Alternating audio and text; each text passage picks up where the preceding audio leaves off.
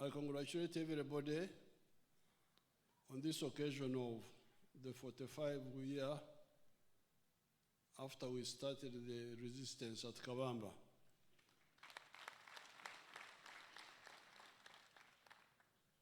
On this occasion, I want to thank the organizers for incorporating my song, my hymn, our hymn, which had been forgotten by the church. But I also played some modest role in reinstating the hymn. Lord, behold us with thy blessing.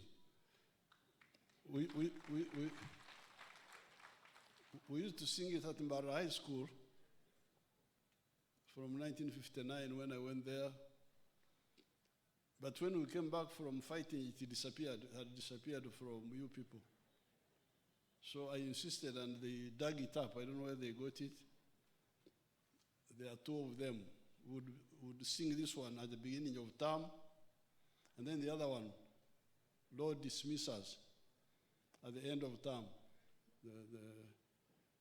So you should recognize my modest role.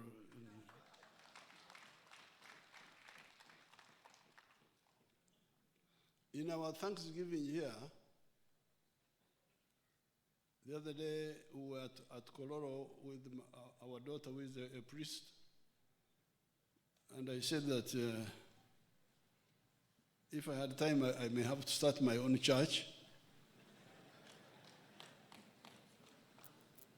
where I would synthesize what I think is crucial. Because there's been a oscillation. We last talked about it in the 60s, between predestination. I don't know how they do it now in the seminaries. Predestination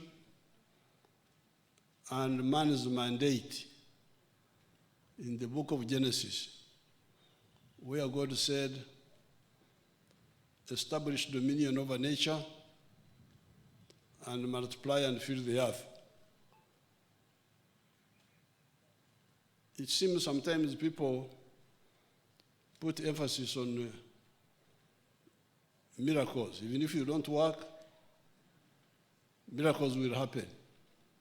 That one I don't accept. So my synthesis, and that was the problem I had, because I was very prominent in the church. Until I stepped aside, I said, I was president of the Scripture Union until I disagreed with the rest at Muiri in 1965, where our scripture leaders, especially the whites, we are saying that we should just pray, God will do the rest. Then I said, no, I don't agree with that. But also, the other extreme was the, what do you call people who don't believe in God? What do you call them? The people who don't believe in God. Are they called atheists? Huh? The atheists, the ones who don't believe in God. The ones who said, no, it is only a man. This is really, I don't agree with that. Therefore, what I want to witness here, because when we disagreed with some of the church people in the 1960s, what we have synthesized is combining what I saw, looking at the book of Genesis. Man was created in the image of God. You are like a small God. All of us are small gods. And therefore, we have got power to create and add and subtract and to establish dominion over nature. When we are teaching in Chankwanz, we say taming nature. Taming nature, those are the words we use. In the Bible, they use the words establish dominion over creation. But all under the guidance of God. This is where we didn't agree with, again, in the universities, with some of our people like Dr. Rodney, the one who wrote the book called How Europe Underdeveloped Africa. He was a very, very, very bright man, but he was an atheist. He didn't believe in God. And I said, no, you are wrong. God is there. Is the ultimate authority. I have seen it in my own life. So therefore, on this occasion, I want again to use it to say, please, the two sides. Even our own people, the traditional people here, they summarized it. They said, Lubare Mbera, Nachi, Nembero Quarter-day. Meaning, God helps those who help themselves. So therefore, I want to witness here the miracles which a few of them which I saw. I have written some of them in the book, The Mustard Seed. You heard the one of Mugume just now. We are looking for an insider whom wanted to in Kabamba, whom wanted to make him former by coercion, kidnap, tranquilize, and then get the information. What would we do after that? I don't know what we had arranged with Mugume, what we would do with him after that, after getting the information. Because the information we wanted was simply, are the guns still there or not? But now, God gave us not only an insider, but a willing one. Not one who needed coercion. This is a miracle, because we had not planned for that. We had planned for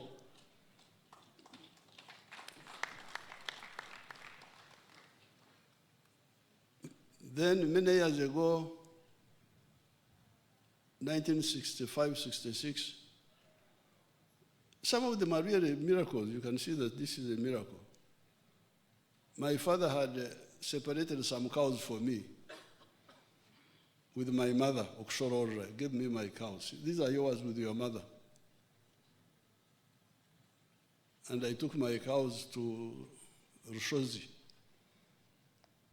Then my mother got involved in some enterprise where she needed money. But I didn't have time. I was revising for S6. I didn't have time to take the cow to the market. So I prayed, just in the bush, when I was standing in the bush, God give me a cow buyer. Just after like an hour or two, a man came on a bicycle. I even remember his name. He was called Mpama. I didn't know him. He's the one who introduced himself. He said, I'm looking for a cow to buy. Imagine.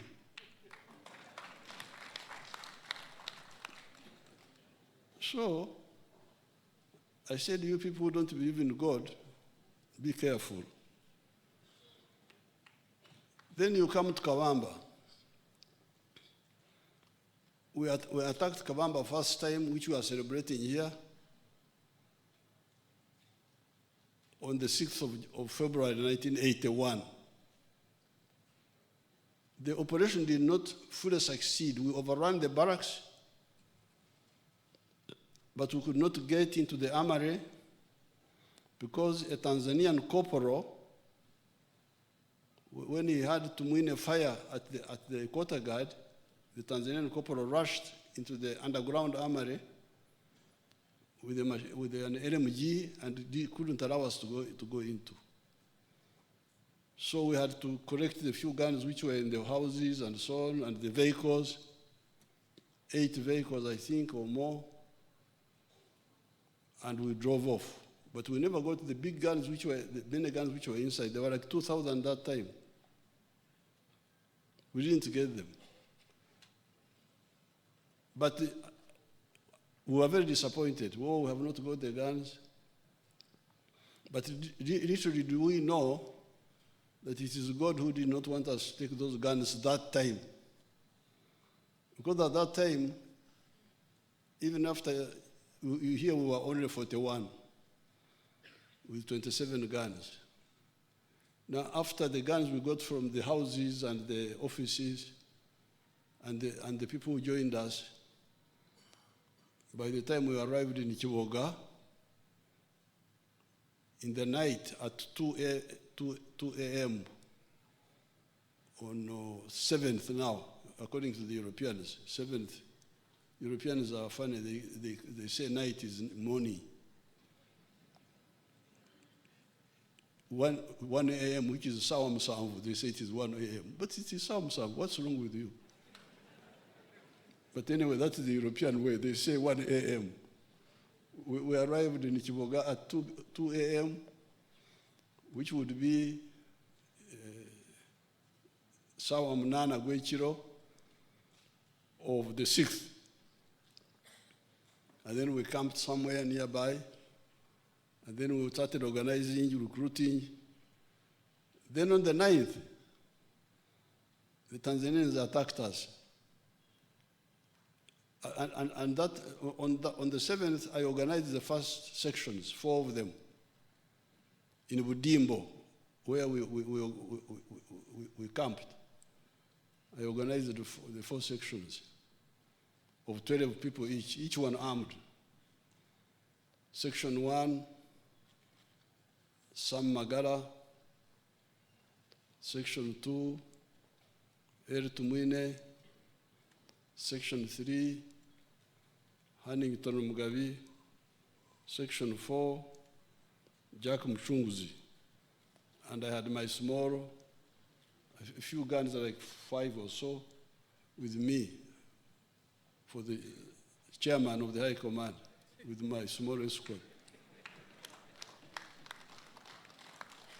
So, and we had some extra guns, the guns were like 60 by that time.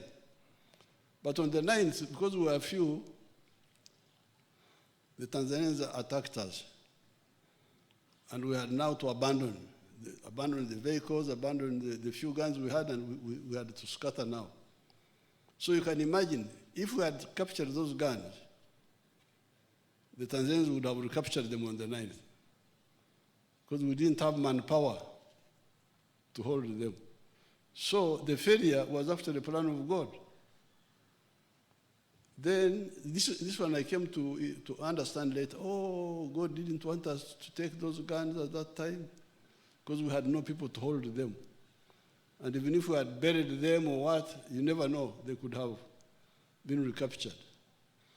But then God keeps them there until we made another attempt in 83 to get them. Then we had problems, then we had to go back of Kabamba. Then this one, which Mugume was involved in, the one of 85, January, or so Kamwaka, 85. And there was still some, not all of them, because this time we got about 650. And a lot of things there. And this time we were more prepared, we had more plan. Again, this time, a certain Ugandan wanted to imitate the Tanzanian. He went into the underground armory, the same underground armory. Said, you have overrun the barracks,